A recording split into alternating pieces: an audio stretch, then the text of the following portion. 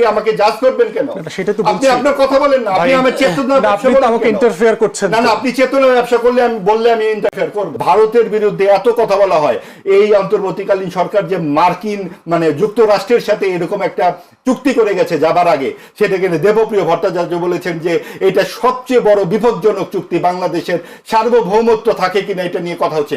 রাষ্ট্র বিনির্মাণ নিয়ে আমার কনসার্ন, যে রাষ্ট্র বিনির্মাণ করতে আমাদের রাজনৈতিক ব্যক্তি এবং দল রিপিটেডলি ফেল করেছে সেই জায়গাতে আর কি।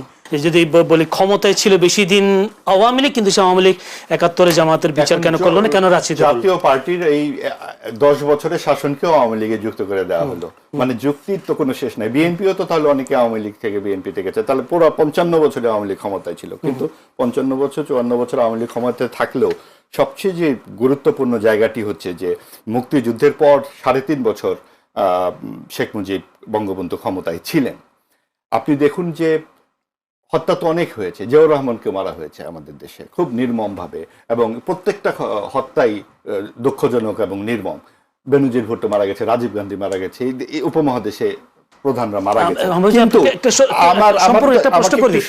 আপনার সুবিধার জন্য, মানে এখন 24-এর অভ্যুত্থানের পরে যে বিচার কার্য চলছে, 71-এর পরে বিচার কার্য চলেনি, শুরু হয়নি। না না, আপনি 71 আর 24-এর পরে বাস্তবতা বুঝতে হবে তো। তখন আমাদের বাজেট ছিল $1200, আর এখন কত বিলিয়ন ডলার, হিসাব আছে কোনো? তখন হয়েছে একটা মুক্তিযুদ্ধ, আর এখন হয়েছে একটা সরকার বিরোধী আন্দোলন। একটা বললেই হলো, মূল জায়গাটা ওইখানে, মুক্তিযুদ্ধকে নস্যাৎ করতে হবে। ওইখানকার তওবা নিয়ে কথা বলা যাবে না, এখনো তওবা প্রশ্নটা আসবে না, আসবে 24-এর তওবা। আপনার কোটি কোটি মানুষকে শরণার্থী করা হচ্ছে, লক্ষ লক্ষ মানুষ মারা গেছে, সেইটা নিয়ে কোনো তওবার বিষয় আসবে না। এবং $1200 একটা বাজেটের দেশ, যেখানে কোনো রাস্তা নাই, কালভার্ট নাই, মানুষের খাওয়া নাই, কেবলমাত্র স্বাধীন হয়েছে একটা দেশ। স্বাধীনতা বোঝে তারা? সেই স্বাধীন হবার পর সেই রাষ্ট্রপতিকে 22 জন সদস্য সহ কেন মারা হয়েছে? ওই আদর্শের কারণে, যে এই আদর্শটাকে শেষ করে দিতে হবে। কেন মুক্তিযুদ্ধ করতে হলো তারপরে কোন কোন দেশ স্বীকৃতি দিল বাংলাদেশকে? একটু তাকিয়ে দেখুন বাংলাদেশে আন্তর্জাতিক পরিসরে তখন বাংলাদেশের অবস্থান কোথায় ছিল। আপনারা এই যে ভদ্রলোকে বলেন যে লক্ষ লক্ষ জাসদ কর্মী মেরেছে শেখ মুজিব, আপনি একটু গণমাধ্যমে রিপোর্ট দেখাতে বলেন তো, কয়টা? ওই যে সিরাজ শিকদার আর 2-3টা উদাহরণ ছাড়া কি আছে সামনে? এই ধরনের রাজনৈতিক হত্যাকাণ্ড কোন সরকারের আমলে হয়নি? কাজেই তাকে ছোট করবার জন্য, বঙ্গবন্ধুকে ছোট করবার জন্য এই সমস্ত কথা তুলে এই সম্পূর্ণ একটা বড় ধরনের হত্যাকে কেন হত্যাকাণ্ডটি ঘটেছে, এই দিকে তাকালেই বোঝা যায় যে মুক্তিযুদ্ধের আদর্শটা কি, এবং তারপরে কি কারণে বঙ্গবন্ধু সেটা পারেননি সেটাও বোঝা যায়। এবং পারেননি বলে অন্য কেউ সেটা পারবে না, সেটা করবে না। আপনি তওবা তো আমরা করব, মানে আমি করব, আমি যদি কোনো অপরাধ করে থাকি। তো জামাতে ইসলামী এত সহি কাজ করে, কেন তারা নিজেরা তওবা করলো না? কেন তারা নিজেরা এই জায়গা থেকে আসলো না? কেন তখন তারা নানান রকম বয়ান দিতে শুরু করে সাম্প্রদায়িক দলগুলো? এমন অবস্থা হয়েছে 18 মাসে অন্তর্বর্তীকালীন সরকারের আমলে যেন এই দেশে মুক্তিযুদ্ধই হয় না, ভারত এসে যুদ্ধ করে গেছে। এগুলো কেন হলো? কেন এই ইতিহাস নিয়ে নতুন নতুন ব্যাখ্যা আসলো? কারণ আমরা এখানে মুক্তিযুদ্ধটাকে বিতর্কিত করে তুলতে চেয়েছি, এবং সবকিছু ভারতীয় আধিপত্যবাদের নামে হয়েছে। ভারতের বিরুদ্ধে এত কথা বলা হয়, এই অন্তর্বর্তীকালীন সরকার যে মার্কিন মানে যুক্তরাষ্ট্রের সাথে এরকম একটা চুক্তি করে গেছে যাবার আগে, সেটাকে দেবপ্রিয় ভট্টাচার্য বলেছেন যে এটা সবচেয়ে বড় বিপজ্জনক চুক্তি, বাংলাদেশের সার্বভৌমত্ব থাকে কিনা এটা নিয়ে কথা হচ্ছে। এটা নিয়ে কেন কোনো কথা বলা হয় না? আধিপত্যবাদ শুধু ভারতীয় আধিপত্যবাদ? ভারতীয় আধিপত্যবাদের মধ্যে যদি বাংলাদেশ যুক্ত হতোই, তাহলে তো ভাই সরাসরি অঙ্গরাজ্যই হয়ে যেত। তাহলে কেন ওআইসিতে যুক্ত হলেন বঙ্গবন্ধু? কেন মুসলিম পরিচয় আলাদা হলেন? কেন স্বাধীনতার পর এই দেশ থেকে ভারতীয় সৈন্যরা চলে গেল? তাহলে তো মরে মরে ভারতীয় সৈন্য থাকতো। কাজে এই সমস্ত রূপকথার গল্প বাদ দিয়ে আদর্শ ভিত্তিক রাজনীতি করতে হবে। সাম্প্রদায়িক রাজনীতির মূল উদ্দেশ্য হলো আফগানিস্তান, পাকিস্তান, সিরিয়া, লেবাননের সাথে যুথবদ্ধ হওয়া। ওই জায়গাতে পৌঁছানোর জন্য পৃষ্ঠপোষকতা করেছিল অন্তর্বর্তীকালীন সরকার, যেটা বিএনপি সকল মতামত নিয়ে মানুষের পক্ষে দাঁড়িয়ে, মুক্তিযুদ্ধের পক্ষে দাঁড়িয়ে তারা এই বিপদ থেকে যাতে উদ্ধার করে। কিন্তু বিজয়ী হবার পর আপনি মুক্তিযুদ্ধ নিয়ে কোনো কথা শুনবেন না। জি, ধন্যবাদ। যদি ফুয়াদ, বঙ্গবন্ধুকে ছোট করবার এবং মুক্তিযুদ্ধকে ইতিহাসকে বিকৃতি করবার জন্য এতদিন রাজনীতি করে আসা হয়েছে, এবং যে জামায়াত কোনো ধরনের ক্ষমা চায়নি, ক্ষমা চাওয়া উচিত ছিল, উত্তর যদি থাকে সেটা জামাতকে জিজ্ঞেস করবেন সে কেন ক্ষমা চায় নাই। প্রশ্ন হচ্ছে, আমি চেতনার ব্যবসা করি না, চেতনার ব্যবসা পছন্দ করি না আর কি। আমি হচ্ছে রাষ্ট্র বিনির্মাণ নিয়ে আমার কনসার্ন, যে রাষ্ট্র বিনির্মাণ করতে আমাদের রাজনৈতিক ব্যক্তি এবং দল রিপিটেডলি ফেল করেছে সেই জায়গাতে আর কি।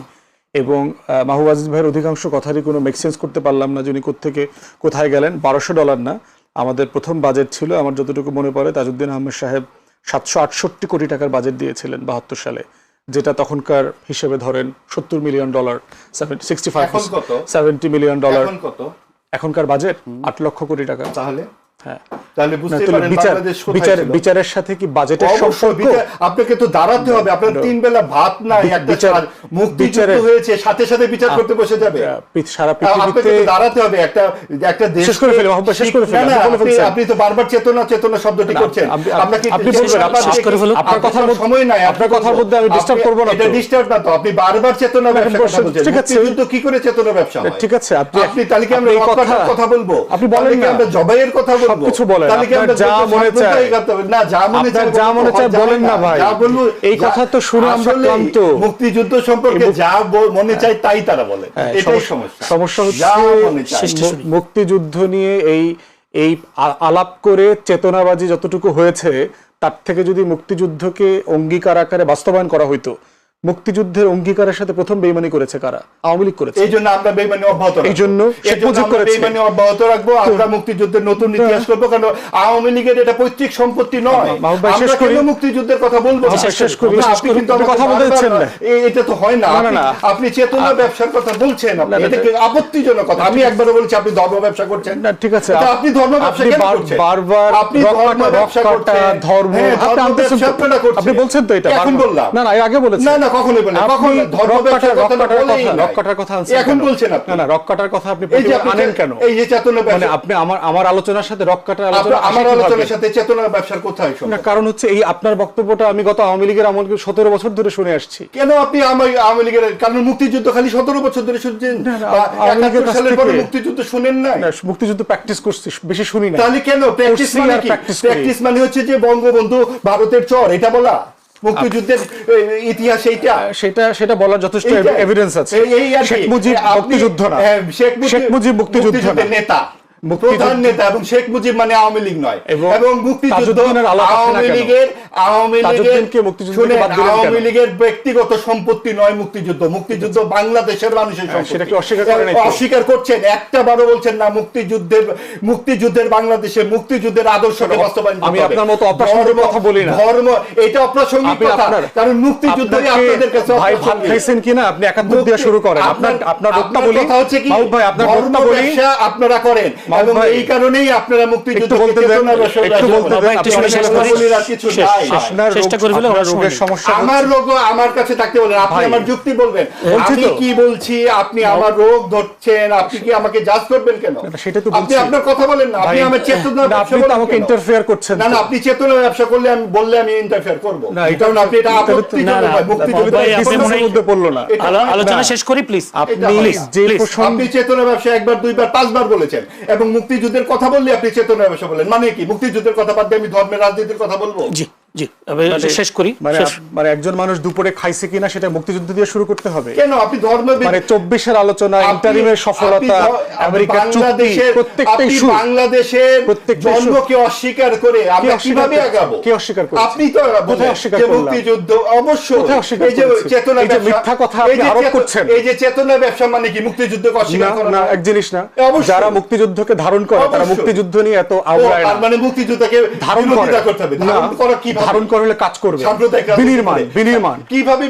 বিনির্মাণ করবে। মুক্তিযুদ্ধের আদর্শ কি? সাম্যের বাংলাদেশ, বিরোধিতা করা 1 নম্বর আদর্শ।